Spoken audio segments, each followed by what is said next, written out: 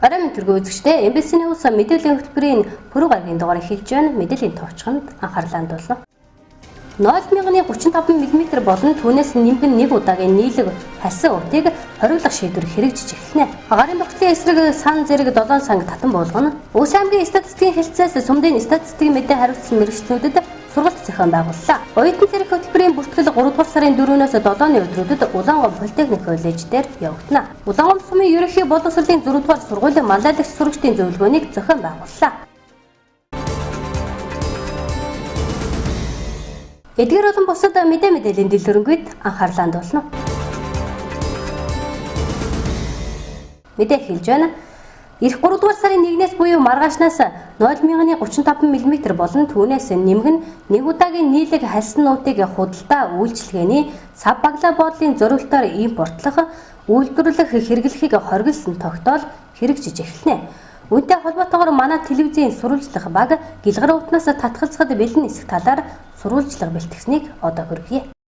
Монгол улсын хэмжээнд жилд 2 сая тонн хог хаягдл гардаг 1.4 сая тонн нь нийслэлчүүдийн наривчлбал үүнийх нь 500 тонн хог нь гэлгар ут байдаг гэнэ. Тиймээс байгаль орчин төдийгүй хүний эрүүл мэндэд ч сөргөөр нөлөөлдөг их гэлгар утны хэрэглээг эх 3 дугаар сарын 1-ээс хориглох тогтоол гарсан юм а. Гэлгар ут нь байгальд уусдаггүй хог хаягдл учраа дэлхийн олон оронд энэ төрлийн зохицуулалт хийж эхэлжээ. Манай улс ч нийлэг уутны хэрэглээг хумих ажлыг эхлүүлж засгийн газрын 2018 оны 6 дугаар сарын 20-ны өдрийн 189 төр тогтоолоор 2019 оны 3 дугаар сарын 1-ээс бүх төрлийн 1035 мм түүнээс нэмгэн нэг удаагийн нийлэг хассан утыг худалдаа үйлчилгээнд сав баглаа боодлын зориултаар үйлдвэрлэх, импортлохыг хориглосон. Дэлхийд нийт 100 гаруй улс орн ямар нэгэн байдлаар нэг удаагийн нийлэг уутны хэрэглээг хязгаарлах зохицуулалтыг бий болгоод хэрэгжүүлээд явж байна. Энэ жилийн тухайд ч гэсэн дэлхийн байгаль хамгаалах өдрийг хуванцар нийлэг хог хаягдалтай тэмцэх тухай урьяндор нэгдэж тэмдэглэн өнгөрүүлсэн. Манай улс хэрэгэлсэн хуванцар гэлгар уутныхаа 8%-ийг л дахин боловсруулдаг бөгөөд үлдсэн 92% нь шууд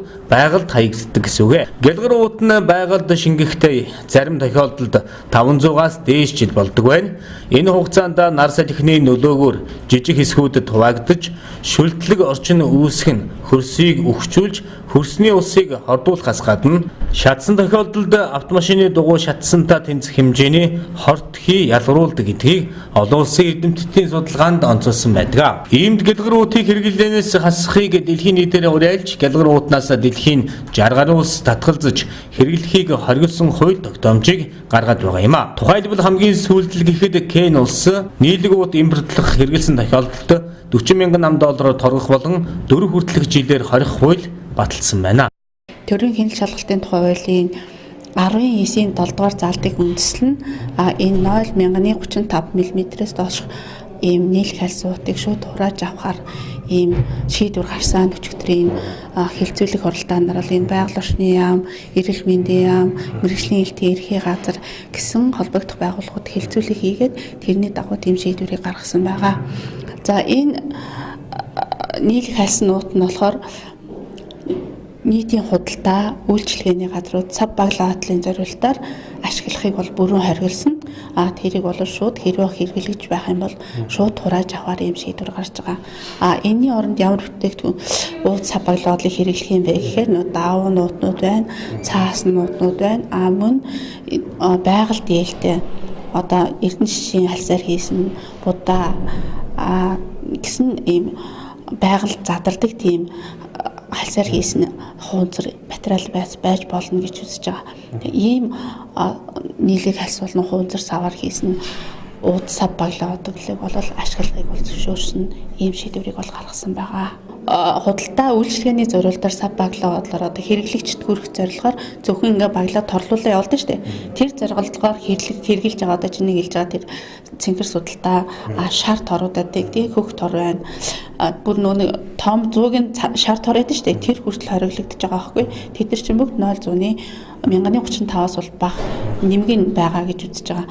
Тэрийг бол нэг үрчлэн ингээд кодчлаа гаргацсан байгаа. Тэрийг одоо аль ёсоор өгнө. Тэгээ тэрнээс гадна тийм худалдаа үйлчилгээнд баг сав баглаадлын зориулалтаар хэрэгжилж байгаа нэмгээ дийлэх асуудыг бол эхний ээлжинд хоригдсан байгаа.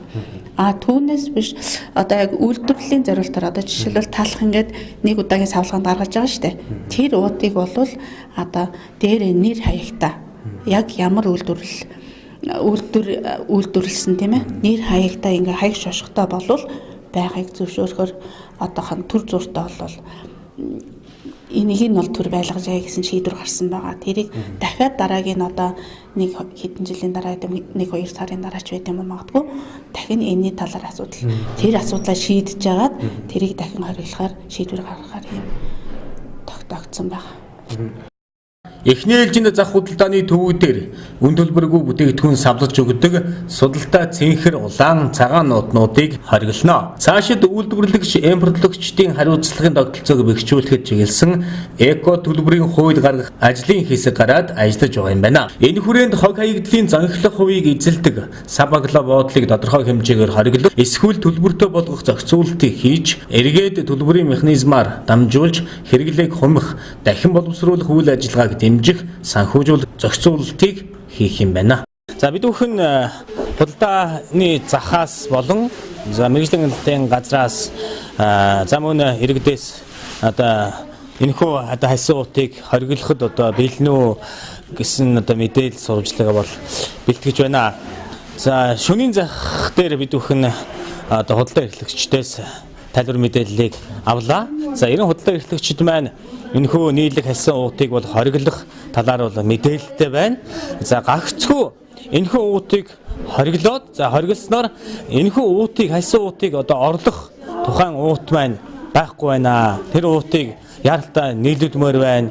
Бид одоо бараа бүтээгдэхүүнээ юунд хийж өгөх вэ? Энэ уутыг хориглосны дараа гэсэн бол тайлбарыг бол өгч байна. Тэгэхээр одоо яг миний гарт байгаа энэ тунгалаг цагаан, за энэ улаан алаг, за энэ хөх алаг бол энэ гурван уутыг бол маргаашнаас эхлээд бол хориглосон байгаа. За ингээд шөнийн зах дээр одоо хүнсний болон ногооны худалдаа эрхлэгчид маань одоо энэхүү тогтоолын талаар ямар санаа бодолтой, үзэл бодолтой байгааг та бүхэндээ хүргье. Энэ талаар мэдээлэл сонссон 3 сарын 1-ээс эхлээд хориглоно телевизээр мэргэжлийн хэлтүүгээр ярьж байгааг сонссон. Тэгээд бид нар бол хэрэгжилж байгаа. Яагаад гэвэл уранд нь урлуулж өгөх юм байхгүй. Бид нар нэг тэмсэнд ингээд бариулаад явуулдагш нэг байцаа хүнд бариулаад явуулахгүй шүү дээ. Бид нар чинь савтаа савуулж өгөх ёстой. Тэгээд бид нар одоо хоног хэрэгжилж байгаа. Тэр мэдээлэлтэй бол танилцсан. Тэр хөх цохорууд, улаан цохорууд нэг юм яадаг жижигүүд 0.1 35-тагаас доош уут хориглоно гэж байна. Тэрнээс дээш нь бол ашиглажуулна гэсэн bir мэргэжлийн хэлтүүгийн телевизээр ярьж байгааг сонссон. Хамгийн гол нь бид нар одоо энэний оронд орлох юмгүй учраас л одоо хэрэгжилж байгаа байхгүй.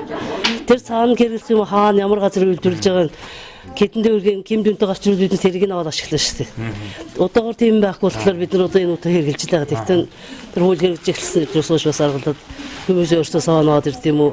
Тэрийг бас энэ орнууд телевизээр мэдээлмэр юм шиг байгаа. Тэгэхээр энэ захын зүгээс, захын удирдлагын зүгээс ч гэдэг юм захиргаанаас та хэд яг энэ уутыг одоо хориглож байгаатай холбоотойгоор мэдээлэл өгсөн үү энэ тал дээр? Өгөөгүй би тийм сонсог би телевизээс мэдээлэл авсан. Тийм сонсог. Тэгвэл танай зах дээр одоо цаасан уут ч юм уу даван уут зарж байгаа зүйл байна уу? Зарагдаж байна уу?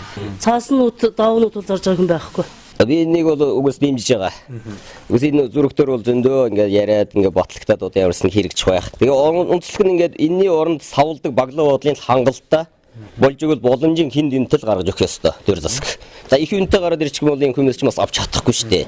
Одоо зүгээр наадахын тэр зүүгийн торон дээр л их ямар үнэтэй тэгж ингээ хүмүүс чинь их амар голж авдаа шүү дээ.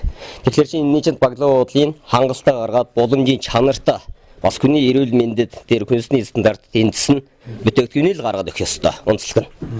Тэгэл бид нар шүүгээс л авал хэрэглэн шүү дээ. Тэгвэл бид нар өөрөөсөө одоо даунууд гаргаад ойчлаа гэж бас тодорхой хэмжээний үнэтэй гарч ирнэ. Тэгээд тэрийг шин хүмүүс тэр үйлчлэн авахгүй. Ямар үнэтэй гэж хэлнэ шүү дээ наадахын жишээ ярихад. Тэгэл болж лээ. Юугаас дэмжиж байна. Энэ турыг 5,000 гэдэг юм байлээ. Хүн болгоны энэ турыг нэг 30 цент даваа аваад ингээд уяад авчгаад энийг бас 5 хэмжээ нэлээд удаан хэрэглэж штэ тийм ээ энийг. Энийг чинь ном гамтаг юм жилгээр гэлнэ. Кил махан ч гинэ, кил сахаран ч гинэ, кил удагаан ч гинэ. тэр гэлгэрүүдийн асуудлыг хүн болгоноос нэхгүй хүн болгоно ойртон уутан барьж ирчгээд авахлаар энэ гэлгэрүүдийн торыг хаанаас авсан бэ? өөрөө ууж авсан бэ нэг. Өөрөө ууж авсан. Ингээд хүн болгоныг ийм тор уяад авах боломжтой юм байна тийм ээ өгнө. Энэ зүгээр гэлгэрүүд хэрэглээд байгаа нь зүгээр хэлбэрчлээд байгаа болохоос биш хүн болгон сэтгэл гаргаад 30 сот даваа аваад хүн болгон гартан тортой болохоор ээрч бай эмч бай хүн болгон юм болохоор гэлгэрүүдийн гэрэг байхгүй шүү дээ. Заавал тэр газрын горсонд 200 жил байж байгаа гэлгэрүүдийг заавал хэрэгжилж явах шаардлагагүй. Дээр вяс нар бид нар гэсэн гэлгэр өөтгөө болоод ирсэн болох юм. Тэр бол хувь хүний асуудал. Хог аягдлын бүтцийг хараад үзэхээр нийт хог аягдлын 50 орчим хувь нь дахин боловсруулах боломжтой байдаг байна. Түүний 10 орчим хувь нь буюу жилдээ 100 мянган тонн хог аягдал нь нийлэг хог аягдал байгаа юм а. Тэгэхээр аль болох олон дахин хэрэглэж болох сабагло бодол уутыг дэмжих зайлшгүй шаардлага тулгарч байгаа юм. Иргэд давуу уутыг цэвэрлээд дахин ашиглаж болно гэдэгтээ санал нэг байна. За энэ бол өнгөрсөн оны 6 сард тий 2018 оны 6 сараас хойш бол энэ тогтоол гараад тэрнээс хойш телевиз арай юугаар бол байнга явагдаж байгаа. Сошиал одоо нэг Facebook хаягуудаар бол зөндөө янз бүрийн мэдээллүүд байнга цацагдж байгаа. Энэгээр бол хүмүүс бол тодорхой хэмжээний хангалттай мэдээлэлтэй байгаа. Ер нь бол энийг хоригдж байгаа гэдгийг. Гэхдээ яг аль алиг нь хоригдж гинэ вэ гэдгийг бол яг тоочны бас зарим нь мэдэхгүй байж магадгүй. Гэхдээ ихэнхдээ бол Facebook хаягуудаар бол нийлээ явсан. Телевизүүдээр ч явсан байгаа. За одоо энэний талаар бол яг манай нийслэлийн мэргэжлийн хяналтын ерөнхий газраа нийслэлийн мэргэжлийн хяналтын газраас бол бүр судалгааны баг гараад ингээд яг энэ нь бол яг 0.35-аас нэмгэн байна. Энэс бусдуул нь бол тэр шаардлагыг хангаж байна гэсэн юм ангилсны үг бол гаргасан байгаа. Тэрийг бол аль ёсоор одоо телевизээр мэдээлэх боломжтой болсон. Манай зах зээлийн худалдаагаар л угаасаа даавн үйлдвэрлэлүүд импортоор орж ирсэн бол манай дотоодын үйлдвэрлэлийн уутнууд бол даавн уутнууд бол байж байгаа. Яг цаасан уут болон цаасан баглаа буудал бол одоохондоо яг манад бүртгэгдсэн мэдэгдэж одоо орж ирсэн зүйл одоохондоо бүртгэлтэй байхгүй байна. Энэ бол одоо нэг талдаа манартай ч гэсэн хортой хоёр талдаа энэ дэлхэ энэ газар орчлонгийг бүгдийг одоо бас будж байгаа шүү дээ. Энд одоо энэ газарт одоо ямар чинээ таарж байна. Тэгээд энэ бол одоо энэ бас ариун цэврийн энэ одоо энэ хог нөөшиг их талын энэ эзэлж байгаа шүү дээ. Цааснууд энийг одоо устгах зүйтэй гэж би бодож байна. Тэгээд даавнуудтай байсан зүгээр юм уу? Энэ талын аудит сэдвээс мэдээлэл авсан мэдлээ. Тийм гурван сарын нэгнээс ихтэй хоёроо на юу хүн цааснууд торн уутын даавнуудын кэргэн мэдээлэл гарцдаг телевизээр.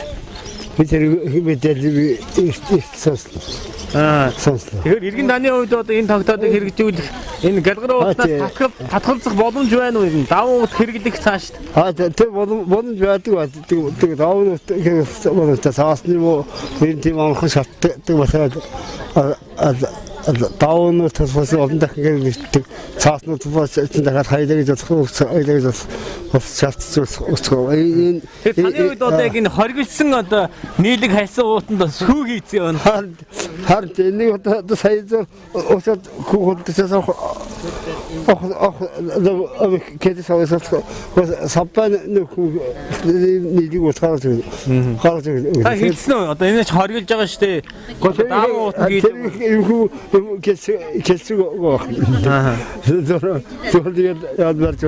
Та тэг мэдсээр байж ингэ хийцээ байж. Одоо маргаас нэг Гэлэр уутыг ирнэ болоосон зөв болж байгаа мó засагт төрман чи зөв шийд гаргасан. Ягаад гэхээр байгаль орчин технологитой. Газар дээр ингээд одоо байлгасан гэлгэрүүд бол ирдэ тэр газрынх нь өвс нугааруудгүй тэр өхмөл байдалтай болдог. Ус суугаар орж урсгалаа нэг газар очиад наалдаа тэр усаа ч бохирдуулаад ийм асуудал их гардаг. Энэ бол би ер нь дэмжиж нээж байна. Тэр үед бол бид нар чинь бур цаасан тэр худалдагч уутгээд бид нарт чихэр үзэн маань өгөөд гурал будааг нөгөөд болж ясна. Өөрөөсөө бур даавн тороор одоо чихрээ зүүн зөөгөөд юм хүм авч болж байсан шүү дээ. Одоо бол энийг бол энэ зогсооход таарч байна. Одоо хогж болж байна. Дээр нь байгаль орчноо бохирдуулж байна.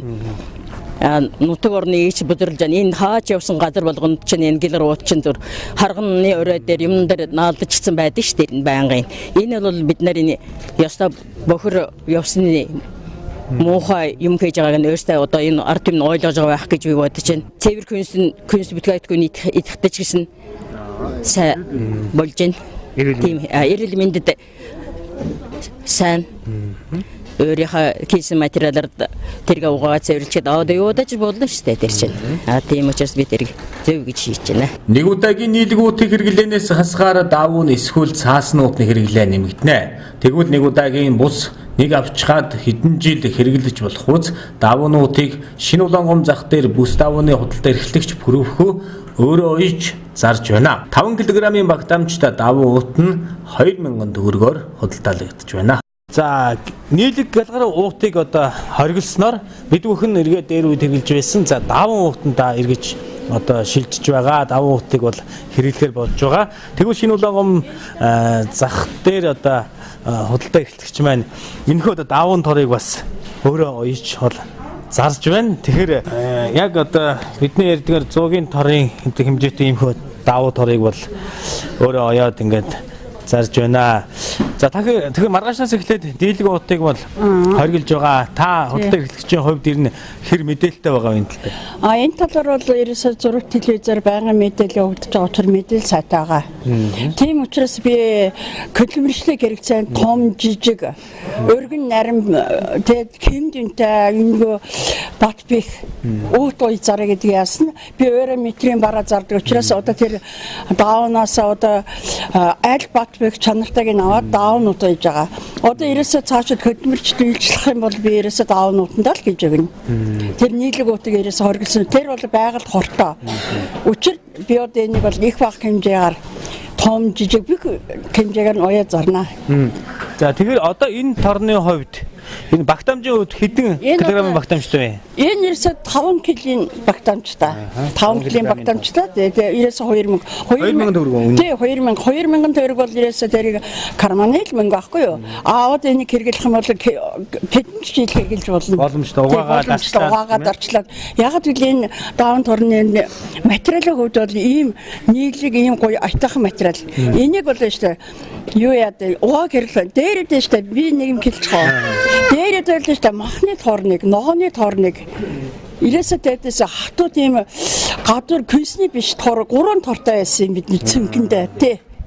Тэгээ ирээсээ ногооны торыг махан хийхгүй, махны торондоо ногоо хийхгүй. Тэгээд дахиад эргээд нэгдэг бэлэн бичигдэхүүний авдаг тор 3 янзын тортойсэн. Одоо күнстэйг хэвшил их л зүгээр байна.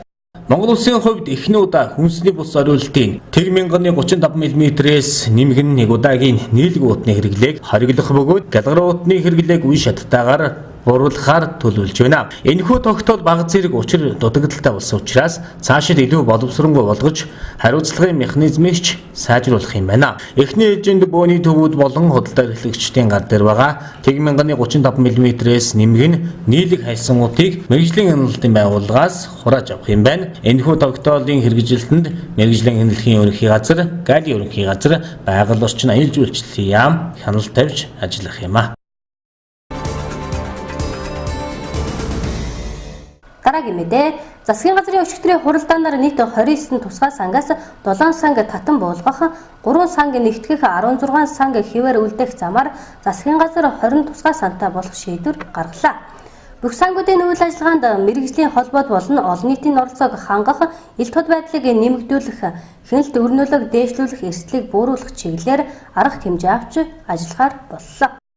Засгийн газрын өчигдрийн хуралдаанаар тусгай сангуудад хийсэн шалгалтын дүн дээр үндэслэн тогтоол батллаа. Нийтдээ 29 сангаас 7 санг татан буулгах шийдвэр гаргалаа. Ирээдүйн тэтгэврийн нөөцийн сан, эрсдлийн сан, засгийн газрын өрийн баталгааны сан, үйлдвэрлэлийг хөгжүүлэх сан, олон улсын хамтын ажиллагааны сан, Монгол судлалыг дэмжих сан, агаарын бохирдлын эсрэг сан зэрэг сангийн үйл ажиллагаа инхүү хаагдж байна. Мөн зээлтэй холбоотой үйл ажиллагаа эрхэлдэг, тариалан эрхэлдэг дэмжих сан, мал хамгаалах сан, жижиг дунд үйлдвэрлэлийг хөгжүүлэх сангуудыг нэгтгэсэн байна. Мөн улсын автозамын сан, боловсролын зээлийн сан, хөтөлбөр эрхлэлтийг дэмжих сангуудын үйл ажиллагааг сайжруулах ёстой гэж засгийн газар үзсэн байна. Нийгмийн даатгалын сан, нийгмийн халамжийн сан, ирээдүйн өв сан, төсвийн тогтворжуулалтын сан зэрэг 15 сангийн үйл ажиллагааг хэвээр нь үлдээжээ.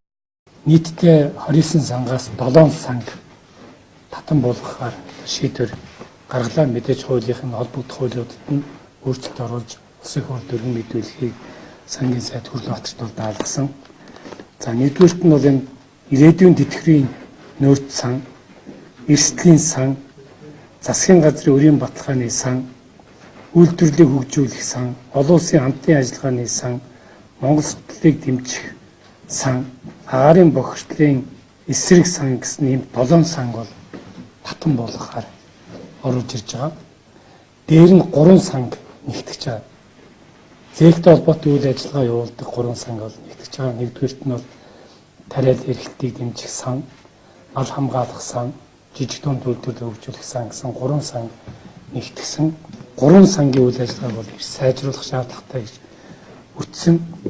Улсын автозамын сан, боловсролын зээлийн сан, хөтөлбөр эрхлэлтийг дэмжих сан гэдэг 3 сангийн үйл ажиллагааг одоо нэлээд сайжруулах шаардлагатай гэж үтсэн. Ингээ 15 санг бол хэвээр нь үлдээ гэж байгаа. За нэгдүгээрт нийгмийн даатгалын сан та бүгдээрээ мэдж байгаа. Тэтгэврээ авдаг. Нийгмийн халамжийн сан, ирээдүйн өв сан, өөрөөр хэлбэл манай баялагын сан гэсэн үг. Төсвийн тогтворжуулалтын сан, эрүүл мэндийн даатгалын сан, засгийн газрын нөөц сан, мэргэжлийн боловсрол сургалтыг дэмжих сан, бүх нийтийн үйлчилгээний үүргийн сан, байгаль орчин уур амьсгалын сан, соёл урлагийг дэмжих сан, хэдийн чандд суугаа Монгол иргэдэд туслах сан, спортыг дэмжих сан, шинжилгээ ухааны технологийн сан, зэвсэгт хүчний хөгжлийн сан, за эрүүл мэндийн сан гэсэн ийм сангуудыг бол хэвээр нь үлдээж явна. Гэхдээ нийтдээ бүх сангууд дээр ямар үүрэг өгдөж байгаа вэ гэхээр за шийдвэр гаргалтын дээр мэргэжлийн холбоотуудыг оруулах хэрэгтэй. За үйл ажиллагааг ил тод болгох шаардлагатай. За засгийн газрын тогтоолын заалтаараа бол төсвийн хөрөнгөөс зээл тусламж авсан, батлан даалт гаргуулсан, за санхүүжүүлдэг одоо авсан өвгний овог нэр, хуулийн этгээдийн нэр, регистрийн дугаар, за төсөл үйл ажиллагааны чиглэл зэрэг бүх мэдээллүүдийг өөрөөр хэлбэл тусгай сангуудтай холбоотой бүх мэдээллүүдийг шилэн дансны тухай хууль, мэдээлэл ил тод байдал ба мэдээлэл авах эрхийн тухай улсын бүртгэлийн ерөнхий хуулийн дагуу байгууллагын шилэн данс цахим утсаараа дамжуулж мэдээлж явахыг бол шаардсан. Түүнчлэн тусгай сангуудын шалгалтаар тариалан эрхлэлтийг дэмжих сан дээр 140 тэрбум төгрөгийн зөрчил илэрсэн байна. Үүнээс 47 тэрбум төгрөг нь тендер зохион байгуулалттай холбоотой зөрчил байсан байна. Тус сангаас бага уврын тракторыг 44 тэрбум төгрөгөөр худалдан авалт хийгдсэн боловч хугацаа хэдэрсэн зээлийн үлдэгдэл 17 тэрбум төгрөг байсныг тогтоожээ. Энэ талаар сангийн сайд Хөрлөбатар мэдээллээ. Засгийн газрын шалгалт хийгдсэн тусгай сангуудын шалгалтын дүнг бол танилцуулсан. За нийтдээ тариалан эрхлэлтийг дэмжих сангаас би хэлье. Тариалан эрхлэлтийг дэмжих сан дээр бол нийтдээ 47 тэрбум төгрөгийн зөрчил бол гарсан. Мал хамгаалах сангаас одоо зээл авсан зээлийн иргэн төлөлт нь одоо харилцаагаар 50 орчим хувьтай байна. Татвар төлөгчдийн мөнгө бол хамгийн үр ашигтай системээр хамгийн үр ашигтайгаар зарцуулагдж байж энэ Монгол улсын хөгжил бол энэ хурдсах учиртай. Тийм учраас бид энэ бүх шатн дээр ил тод байдлыг хангах талаар ярьж байгаа. Буруу зүйлүүдийг бид одоо зогсоохгүй бол энэ бол улам цаашдаа үргэлжлэх ийм аюул бол бий. Яагаад энэ бүгдийг ирээд байна вэ гэхээр энэ үндсэндээ нэлээд их хэмжээний одоо зөрчлүүд байгаа. Тэгэхээр энэ та бүгд өмнө иржсэн Монгол улсын төсвийг бол бид зэгцлэх зөв болгох чиглэлийг ярил нэлээд ажиллаж байгаа. Санхүүгийн сахилгад хариуцлагыг бол бид нэлээд чанд баримталж ажиллах ёстой. Тэгэхгүй бол энэ улсын өр нэмэгдэхээрээ нэмэгдэн төсвийн алдагдал нэмэгдэхээрээ нэмэгдэн. Тэгэхээр энэ Монгол улсын төсөв цэгцэндээ одоо ороод явахд бол үндсэндээ энэ ажиллагаанууд хэрэг болно гэж үзэж байгаамаа гэдгийг оцгоо хэлье. Цаашид хил ам дагуулад байгаа жижиг дунд үйлдвэрлэлийг дэмжих сангийн зээлийг банкар дамжуулж олгодог болох тухайн зээлийг яам агентлагийн дарга төрийн өндөр албан тушаалтнуудад олохгүй байх нь зүйтэй гэдэг шийдвэрт хүрсэн байна. Дараагийн мэдээ аймгийн статистикийн хэлтсээс 19 сумын төрийн сан статистик хариуцсан мэрэгчнүүдэд 2 өдрийн сургалт зохион байгууллаа.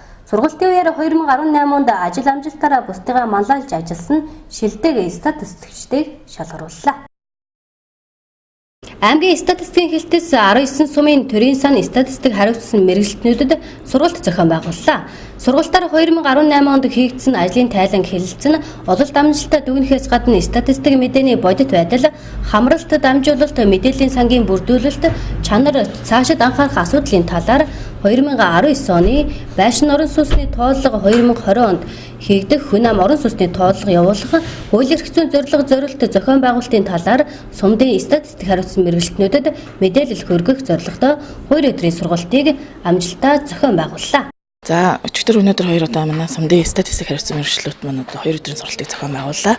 За юун төрөв нь одоо статистикийн салбар маань бол улстай бол тэргүүн байрыг эзэлж ирсэн. За энэ тэргүүн байрыг эзлэхэд бол одоо манай сумдын ажилтан анхан шатанд ажиллаж байгаа багийн засаг данаар сумдын статистик салбарын одоо статистикчдийн маань одоо хамтын одоо үйл ажиллагаа зүтгэлийн үр дүнгээр бол одоо бид бүхэн улстай тэргүүн байрыг одоо анх удаа эзэлж ирж байгаад бас баяртай байна. Тэгээд нийт одоо статистикийнхаа салбарын хамт олондоо бүгдээрэнд нь ажлын өндөр амжилтыг хүсэж баяр хүргье. За тэгээд өнөөдөр бид бүхэн энэ сумдын ажилтныхаа энэ оны 2019 оныхоо сургалтаараа бол одоо 2018 онд хийж хэрэгжүүлсэн онцлог тэ амжилттай бас ажлуудынхаа талаар ярилцаад цаашдаа бас улам сайжруулах үзүүлэлтүүд юу байна тэ мөн 2019 онд тавьсан зорилтуудынхаа хүрээнд бол одоо энэ сургалтуудаа зохион байгуулж байна. Сургалтын үеэр 2018 онд ажил үйлчлэгээр тэргүүлж бусдыгаа манлайлж ажилласан сумдын мэрэгчлэнүүдийг шалгаруулн шагнаж урамшуулсан юм. 2018 оны статистикийн салбарын шилдэг ажилтнаар Зүйхангаа сумын төрийн сангийн статистик хариуцсан мэрэгчлэлтэн Бэмбсөрн, Сагил сумын төрийн сангийн статистик хариуцсан мэрэгчлэлтэн Минжигма, Давс сумын төрийн сангийн статистик хариуцсан мэрэгчлэлтэн Ган Заяанаар ажил үйлчлэгээр манлайлан шалгарсан юм. Манай статистик хэлэлц маань бол одоо сумдын ажилтнуудаа бол одоо жил бүр үйлж одоо ажлыг нь үнэлж одоо тухайн одоо амжилтыг нь бас урамшуулдаг болсон байгаа. За тэгээд нэгдүгээр байранд бол одоо энэ 18 оны үйл ажиллагаа статистикийн салбарын одоо сурчлан ханиулах одоо мэдээллийг одоо орон нутгийнхаа удирдлагуудаар хангах мөн танилцуулгыг одоо гаргах энэ ажлуудаар бас тэргүүлсэн. Зүйхангаа сум маань бол одоо тэргүүн байр эзэлсэн. За хоёрт нь бол одоо Сагил сумын маань төрийн сангийн мэрэгчлэлт маань бас амжилттай ажиллаж 2 дугаар байр. За 3 дугаар байрыг бол одоо Давс сумын маань төрийн сангийн мэрэгчлэлт маань одоо сайн ажиллаж одоо 3 дугаар байрыг одоо эзэлсэн байгаа. За тэгээд 2019 онд бид бүхэн одоо нийтдээ бол одоо 2 том тоолгыг бол зохион байгуулах гэж байгаа тийм байшин орон сууцны 2019 оны тоолго байгаа. Хүн ам орон сууцны 2020 оны тоолгын бэлтгэл ажлуудыг одоо зохион байгуулах маш том ажлууд бол байгаа. За 2018 онд оны туршид мэдээж тайланд мэдээ гаргах хугацаанд явсан. Дээрээс нь сумын сүүлийн 10 жилээр нийгмийн эдийн засгийн үзүүлэлттэй болсон байгаа. Дотор нь бол багаар задлж нэлээд чамгүй ажил хийсэн. За дээрээс нь статистикийн мэдээний самбарыг сумынхаа тамгын газар байрлуулж одоо хэрэгцээтэй цаг хугацаатай мэдээ тайлан статистик үзүүлэлт инфографик бэлтгэж бас хэрэглэгч сумын ард иргэдтэй хүргэж ажилласан байгаа. 19 оны зорилт гэвэл одоо мэдээж амжилтаа бол баттгаж ажиллах. Тэгээд цаашдаа энэ сумын сүүлийн 10 жилээр хийсэн нийгмийн эдийн засгийн үзүүлэлтээ жилд шинжилж архивлж ингэж явах юм зорилготой байгаа. Тэгээд 2019 оны байшин орон сууцны тооллого, 2020 оны хүн амын тооллогын бэлтгэл ажиллагаа том ажлууд байна биднэрт. Том мэдээллийн үнэн зөв байдлыг анхан шатнаас багийн дарга аж ахуйн нэгжүүдээс тулган хүлээж авч шалгаж баталгаажуулаад аймгийнхаа статистикийн хэлтстэй болоод тэрийгээр дамжигтаа цаашаа улсын үндэсний статистикийн хорооноор дамжигтаж явж ингэж Монгол улсын мэдээлэл үнэн зөв гаргах хэвээр тийм тусгай ерөнхийлөөс нь ажиллаж байгаа юм аа. Тэр үнэн зөв мэдээллийг бүрэн иргэдэд дамжуулж мэдээлэх, иргэдийг мэдээлэлээр хангах ажилдаа ингээд бүх сумын статистикч нар итгэл зүтгэл гаргаж ажилласан улмаас манай аймгийн статистикийн хэлтс улсад 1-р байранд орсон. Сум статистикийн хэлтсээс явуулсан аяны хүрээнд хөтөлбөр төлөвлөгөө гаргаж ажиллаж иргэдэд сар болгон үйлдвэрлэл болгон боршуур тарааж иргэдэд ажилдаг сумын танилцуулгыг 10 жилийн сумын хэмжээний танилцуулга 10 жилээр бэлдэж гаргаж одоо ямар нэгэн газар тариал малаж хуу бүх сургууль цэцэрлэг боловсролын бүхэл салбарт ямар л статистик тоо байна тэрийг 10 жилээр нь бэлдэж гаргаж ингээд сумд аймагт явуулсан. Тэгээд энэ намжилтаараа би 2-р байранд шалгарсан байгаа. Тэгээд тэр статистикийн мэдээллийг үнэн зөв гаргаж ганцхан миний биш бүх гаргаж мэдээлэгч нарын багийн дарга нарын ач тус байгаа бүтэн 10 жилээр нь бүх сумууд ингэж бэлдэж бэлэн болгож гаргаж байгаа. Аймгийн статистикийн хэлтсэн үндэсний статистикийн хорооноос гаргасан шийдвэрийн хүрээнд статистикийн мэдээллийг улирлах хагас жил цахим хэлбэрээр авах зорилтыг дэвшүүлэн ажиллаж байна. Мөн бүсийн сургалтыг зохион байгуулах энэ онд тохиох статистикийн салбарын 95 жилийн ойн хүрээнд нийт статистикийн ажилтныг хамарсан зөвлөгөөнийг зохион байгуулах ажлыг хийхээр төлөвлөн ажиллаж байна. Улс аймгийн статистикийн хэлтсээс орон нутгийн хэмжээнд статистикийн мэдээллийн нэгдсэн сан сум багийн мэдээлэлээр баяжуулах, сум бүр сүүлийн 10 жилээр нийгмийн эдийн засгийн танилцуулга заавар журмын дагуу бэлтгэн гаргах, инфографик сумын илтгэлийг бэлтгэж хэрэглэгчдийг мэдээлэлээр хангах, сум бүр хэрэглэгчдийн бүртгэлтэй байх хэрэглэгчийн мэдээллийн санг баяжуулах, улирлын мэдээ тайланг 100% цахим болгох, эрүүл мэндийн яам, боловсрол, соёл, шинжлэх ухаан, спорт яам, үндэсний статистикийн хорооны хамтарсан хяналт шалгалтын бэлтгэл ажлыг хангах, барилга орон сууцны 2019 оны тоолгыг чанартай сайн зохион байгуулах, хүн ам орон сууцны 2020 оны ээлжит тоолгын бэлтгэл ажлыг хангах, статистикийн салбарын ажилтнуудыг нэгдсэн зөвлөгөөнийг зохион байгуулах зэрэг 8 зорилтыг дэвшүүлэн ажиллаж байна.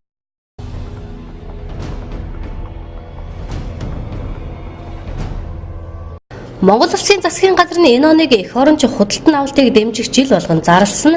Тиймээс энэ жил дотооддоо үйлдвэрлэсэн бараа бүтээгдэхүүн ажил үйлчлэгийг төрийн болон хувийн хвшлийн аж ахуйн нэгж иргэд худалдан авах, үндэсний үйлдвэрлэлийг дэмжих техник технологийн шинжилэл хийх, олон улсын стандартын шаардлагад нийцсэн зах зээлд өрсөлдөх чадвартай бараа бүтээгдэхүүн үйлдвэрлэх, худалдан авалтыг нэмэгдүүлэхэд чиглэсэн ажил арга хэмжээ хэрэгжүүлэхийг зорж байна. Энэ ч үднээс дотооддоо үйлдвэрлэсэн чанар стандартын шаардлага хангасан тохирлын баталгаатай 155 нэр төрлийн бараа бүтээгдэхүүний жагсаалтыг батллаа. Эдгээр бараа бүтээгдэхүүнийг аливаа тендерийн үндэсний нөхцөл болгож худалдан авах бодлого барих юм а.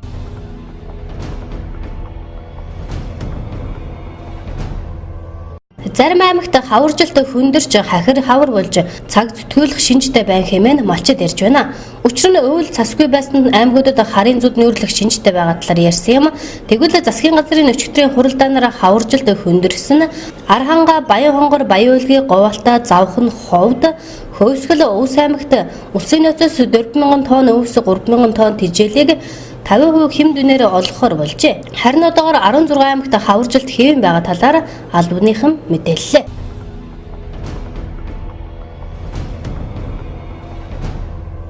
Монгол улсын өрсөлдөх чадрын үзүүлэлтээр 2018 онд дэлхийн 140 орноос 99-р бичигдэж 52.7 оноо авсан байна. Авсан онооны хувьд 2017 онтой харьцуулахад 0.21-жээр буурсныг дэлхийн эдийн засгийн чуулганаас жил бүр танилцуулдаг улс орнуудын өрсөлдөх чадрын тайланд тусгагджээ. 2017 онд Монгол улсын өрсөлдөх чадвараараа 135 орноос 95 дугаарт ирэмблэгдэж байсан юм. Тайланг задлаад харуул 99-р бичигдсэн Монгол улс 110 дугаарт ирэмблэгдсэн Камбож 112 дугаар Орсон, Лаос зэрэг улсын хувьд эдийн засгийн тогтвортой өсөлтөд халгаатай сүл талууд оршсоор байна.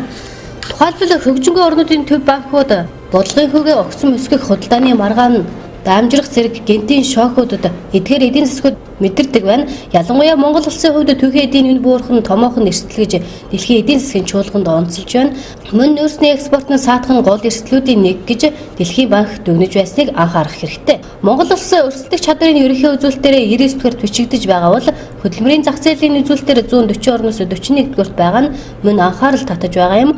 Хэдий тийм боловч дэд бүтцийн үзүүлэлтээр 103 дугаарт ирэмблэгдсэн байна. Олон улсын банк санхүүгийн томоохон байгууллагуудын дүгнэлтийг харуул эдийн засгийн засгийн сэргэлт нь хэдий сайшаалтанч энэ шинэ сорилтуудыг авчирч байгааг олон улсын валютын сан сануулж байсан юм а. Тухайлбал дотоодын эрэлт нэмэгдэж байгаа нь урсгал дансны алдагдлыг ихсгэж байна гэж олон улсын валютын сан дүгнжээ. Азийн хөгжлийн банк ч мөн ижил дүгнэлт хийсэн юм а.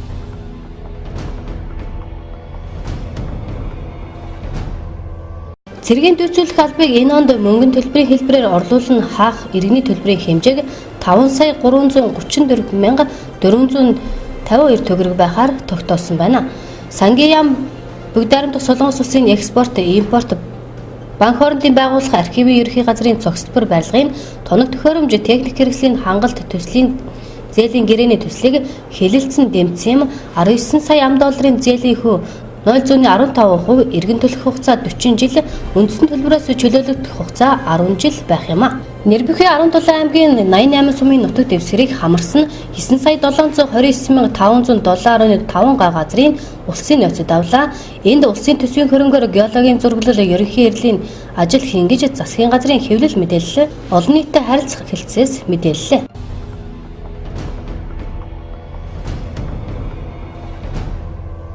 Жилбэрийн 3 дугаар сарын 1-нд дэлхийн нийтээр олон улсын иргэний хамгаалтын өдрийг тэмдэглэдэг уламжлалтай. Энэ жилийн хувьд олон улсын иргэний хамгаалтын байгууллагаас хүүхдийн аюулгүй байдал, бидний үүрэг хариуцлага, ураг гишүүн орнуудын хүрээнд дэвшүүлээд байна. Монгол улс олон улсын иргэний хамгаалтын байгууллагад 1992 онд ажиглагч гишүүнээр 2002 онд жинхэнэ гишүүнээр элсэж 2011 онд гүйцэтгэх зөвлөлийн гишүүн орон болсон юм. Хүүхдийн аюулгүй байдал, бидний үүрэг хариуцлага, уран хүрээнд онцгой байдлын байгууллагаас албаны үйл ажиллагааг олон нийтэд сурталчлан таниулах, албан хаагчдын чөлөөт цагийг зөв боловсон өнгөрүүлэх, мэдлэг боловсролыг дээшлүүлэх зорилтын хүрээнд спортын уралдаан тэмцээн, сургалт, удирдлагын арга хэмжээг зохион байгуулан тэмдэглэн өнгөрүүлэх юм а. Олон улсын иргэний хамгаалтын байгууллагаас өөрийн улс орондоо иргэний хамгаалалт, онцгой байдлын салбарт олон жил үр бүтээлтэй ажиллаж амжилт гаргасан албан хаагчдад Баатар уданг хүртээдэг. Энэхүү удангоор онцгой байдлын байгууллагаас нийт 30 гаруй албан хаагч шагнагдаад байна гэж онцгой байдлын ерхий газраас мэдээллээ. Дараагийн мэдээ. Монгол Улсын ерөнхийлөгчийн санаачлагаараа оюутан цэрэг хөтөлбөрийг 6 дахь жилдээ хэрэгжүүлж байна. 2014 оноос хойш хэрэгжсэн оюутан цэрэг хөтөлбөрт 5000 гаруй оюутан хамрагдсан байна. Манай аймагт оюутан цэрэг хөтөлбөрийн бүртгэл эх сарын 4-өөс 7-ны хооронд Улаангон политехник коллеждээр явагдана. Монгол Улсын их дээд сургуулийн оюутнуудыг суралцах хугацаанд нь цэргийн эрчимжсэн сургалтад тусгай хөтөлбөрөөр цэргийн сургалт хамруулан цэргийн алба хаалгах бололцоог бүрдүүлж эх орноо хамгаалах, төрийн алба хаших, эрүүл чирэг, бие бэлтэр, сэтгэл зүйн болон цэргийн бэлтгэлтэй залуусыг олшруулж улс орны батлан хамгаалах чадварыг сайжруулан дайчилгааны бэлтгэлд өргөдлийн нөөцийг хангах зорилготой оюутан цэрэг хөтөлбөрийг хэрэгжүүлж эхэлсэн байдаг. 2014 оноос хойш хэрэгжсэн оюутан цэрэг хөтөлбөрт 5000 гаруй оюутан цэргийг 1-р зэргийн бэлтгэл өргөтнээр бэлтгэсэн байна. Оюутан цэрэг хөтөлбөрийн 6 дахь жилийн бүртгэл маргааш орон даяар эхлэж байна. Манай аймагт оюутан цэрэг бүртгэлийг эх сарын 4-өөс 7-ны хооронд бүртгэх бөгөөд маргааш Улаангон политехник коллеждээр оюутан цэрэгт суралцах залуустад зориулсан сургалтыг өглөө 10 цагаас зохион байгуулах юм байна. За, Монгол Улсын ерөнхийлөг зэвсэгтийн ерөнхийг хамгаалагч санаалцсанаар Улс аймагт оюутан цэрэг мэрэгж сургалт 4 жилдээ явагдаж байна. За, сургалтын бүртгэлийн 3 сарын 1-нд дээр Улаангон коллеж дээр явагдана. Коллеж дээр явагдахдаа 18 нас хүрсэн 1-р курсын оюутан сургалтанд хамрагдана. Сургалтанд хамрагт юу анхаараа гэхээр 1-р бүрдүүлэх материал хэлээ. За, бүрдүүлэх материал нь болохоор иргэний үнэлэх, цэргийн өргөтний үнэлэх, оюутны үнэлэх, за, өөрийн хүсэлтийн өргөдөл, өөрийнхөө хүслээр өргөдөл, сургуулийн тодорхойлолт, за, сургуулийн дүнгийн голч дүн 2.8 таад байх хэвээр. Энэ бол нэлээд гол үзүүлэлт болно. Эрүүл мэндийн хувьд бол одоо ярьсан шаардлага хангасан багт эрүүл чирэг биетэй байх хэвээр. За, тэгээд 3 сарын 1-ний 10 цагт бид нар Улаангон коллеж дээр одоо ихний ээлжинд явуулсан мэдээлэл хийнэ. Энэ бүхэн та бүхэн оюутнууд иргэнээр хамралтаараа Улаангон коллежийн оюутнууд, Колони дээд сургуулийн 1-р курсын оюутнууд ихтэйг бол 18 нас хүрсэн байх хэрэгтэй гэдгийг анхаарах хэрэгтэй. 3 сарын 1-нд бол маргааш 5 өдөр тийм ээ. Тэгээд 1 өдрөөс 3 хоногийн хугацаатай үндсэндээ 3 сарын 4-өөс 3 сарын 7-ны хооронд бүртгээд материалуудын бүртгэж байгаа. Тэгээд эрүүл мэндийн үзлэгээр оруулаад шаардлага тэнцсэн оюутныгаа цааш нь одоо батлан хамгаалахын явданд санал хүсэлтийн явуулна бид нар. За, одоогийн байдлаар батлан хамгаалах сайдын тушаалаар болохоор манайхаас одоо 8-аас 10 оюутан л гэсэн байгаа. 98 оюутан л гэж ойлгох хэрэгтэй. Оюутан цэрэг хөтөлбөрт хамрагдахыг хүссэн Улаанган политехник коллеж болон хөтөлбөрийн дээд сургуулийн 1-р курсын оюутнуудын бүрдүүлэх материал, иргэний үнэмлэх, цэргийн өргөтний үнэмлэх, оюутны үнэмлэх, эрүүл мэндийн даатгалын дэвтэр, сүүлийн жилийн даатгал төлсөн байх сургуулийн тодорхойлолт буюу оюутан цэрэг сургуультанд хамрагдах зөвшөөрөл, сургуулийн дүнгийн хөснөгт сургуулийн голч дүн 2.8-аас дээш байх сургуультанд хамрагдахыг хүссэн өргөдөл зэргийг бүрдүүлнэ Улаанган политехник коллеж дээр ирж бүртгүүлэх юм а. Оюутан цэрэг хөтөлбөрт хамрагдах оюутан 18 нас хүрсэн байх шаардлагатай юм. Энэ жил манай аймгаас 8 оюутныг оюутан цэрэг хөтөлбөрт хамруулах юм байна. Дараагийн мэдээ. Улс аймгийн Улаанган сумын ерөнхий боловсролын 6-р сургуулиас сурагчдын мэдлэг чадварыг хөгжүүлэх зорилготой олон үйл ажиллагааг санаачлан зохион байгуулдаг. Энэ удаад тус сургуулийн сурагчдыг манлайлах ур чадварт суралцуулах зорилготой манлайлагч сурагчдын анх дахь зөвлөгөөнийг амжилттай зохион байгууллаа.